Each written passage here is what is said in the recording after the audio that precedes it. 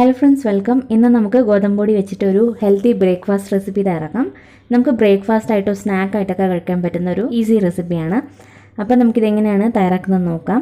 ആദ്യം തന്നെ നമുക്ക് ഗോതമ്പൊടി വേണം. 1 കപ്പ് ഗോതമ്പൊടിയിലേക്ക് ആവശ്യത്തിന് ഉപ്പും വെള്ളം കൂടി ചേർത്ത് നമ്മൾ സാധാരണ ചപ്പാത്തിക്കൊക്കെ കുഴക്കുന്ന രീതിയിൽ തന്നെ കുഴച്ചെടുത്ത് വെച്ചിട്ടുണ്ട്. നമുക്ക് വേണ്ടത് ചെറുപയറാണ്. ചെറുപയറും 1 കപ്പ് തന്നെ എടുത്തിട്ടുണ്ട്. അതൊരു 3 മണിക്കൂർ മുമ്പേ കുതിർത്തതിന് ശേഷം നമ്മൾ പ്രഷർ കുക്കറിലേക്ക് ഇട്ട് 3 വിസിൽ വെച്ച് വേവിച്ചെടുത്തതാണ്. അത്യാവശ്യം നന്നായിട്ട് തന്നെ വെന്ത് കിട്ടിയിട്ടുണ്ട്.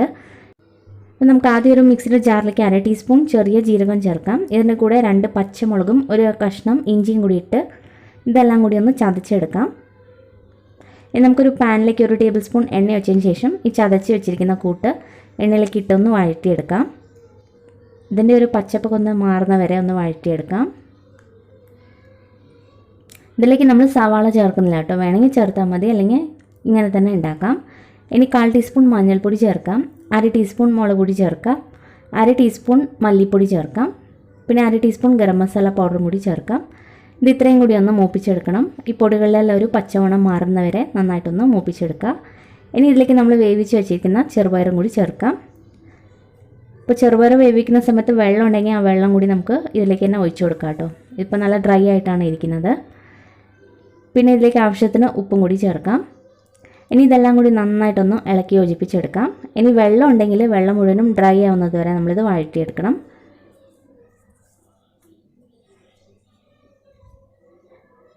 ഇതിലേക്ക് വേണമെങ്കിൽ കുറച്ച് കുരുമുളക് പൊടിയൊക്കെ ചേർക്കട്ടോ. കുറച്ചും കൂടി സ്പൈസി ആയിട്ട് വേണമെങ്കിൽ കുറച്ച് കുരുമുളക് പൊടിയും കൂടി നമുക്ക് ചേർക്കാവുന്നതാണ്. അപ്പോൾ നമ്മുടെ ഈ ഫില്ലിങ് റെഡി ആയിട്ടുണ്ട്. ഇതിനെ ഒന്ന് തണുക്കണം. അപ്പോൾ നമ്മുടെ ഫില്ലിങ്ങും നന്നായിട്ട് തന്നെ തണുത്ത് കിട്ടിയിട്ടുണ്ട്. ഇനി നമ്മൾ തയ്യാറാക്കി വെച്ചിരിക്കുന്ന ചെറിയൊരു സൈസ് ബോൾ എടുക്കുക. നമ്മൾ പൂരിക്കൊക്കെ എടുക്കില്ല, ആ ഒരു വലുപ്പത്തിൽ തന്നെ മാവെടുത്ത് പരത്തിയെടുക്കുക. അങ്ങ് കട്ടിയാക്കണ്ട, കുറച്ചൊരു കനം കുറച്ച് ഇരിക്കുന്നതായിരിക്കും നല്ലത്. ഇനി ഇതിൻ്റെ നടുക്കായിട്ട് നമ്മൾ തയ്യാറാക്കി വെച്ചിരിക്കുന്ന ചെറുപയറിൻ്റെ ഫില്ലിങ് നമുക്കൊരു 2 സ്പൂൺ ഇട്ട് കൊടുക്കാം. ഇതുപോലെ ഫില്ലിങ് വെച്ചതിന് ശേഷം എല്ലാ സൈഡിൽ നിന്നും ഇതുപോലെ മാവ് നമുക്ക് ചേർത്ത് പിടിച്ച് ഒരു കിഴി പോലെ ആക്കിയെടുക്കണം. അതിനുശേഷം ചെറുതായിട്ടൊന്ന് പ്രസ് ചെയ്ത് കൊടുക്കുക.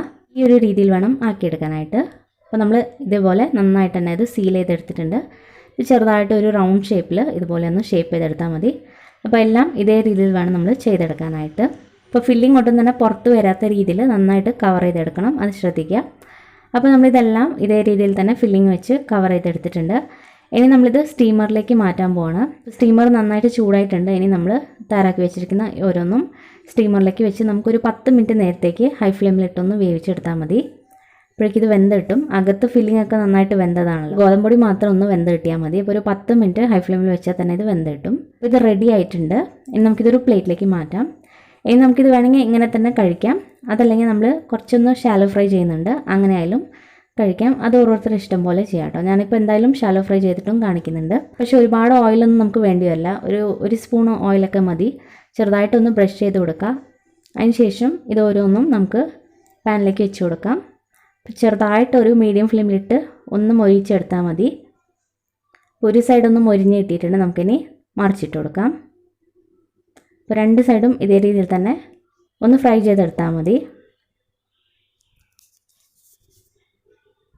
അപ്പോൾ 2 രീതിയിലും നമുക്ക് കഴിക്കാം കേട്ടോ. ഒന്നെങ്കിൽ ഇങ്ങനെ ചെയ്യാതെ നമുക്ക് കഴിക്കാം. 2 രീതിയിലും നല്ല ടേസ്റ്റി ആയിരിക്കും. ഇപ്പോൾ പ്രത്യേകിച്ച് ഒരു കറികളൊന്നും വേണ്ടിയല്ല, നമുക്ക് ഇങ്ങനെ തന്നെ കഴിക്കാം. ബ്രേക്ക്ഫാസ്റ്റ് ആയിട്ടോ അതുപോലെ സ്നാക്ക് ആയിട്ടൊക്കെ കഴിക്കാൻ പറ്റുന്ന ഈസി റെസിപ്പിയാണ്. അപ്പോൾ ഈ ഒരു റെസിപ്പി എന്തായാലും ഒന്ന് ട്രൈ ചെയ്തിട്ട് നിങ്ങളുടെ അഭിപ്രായങ്ങളൊക്കെ അറിയിക്കുക. വീഡിയോ ഇഷ്ടപ്പെട്ടാൽ ലൈക്ക് ചെയ്യാനും സബ്സ്ക്രൈബ് ചെയ്യാനും മറക്കരുത്. താങ്ക്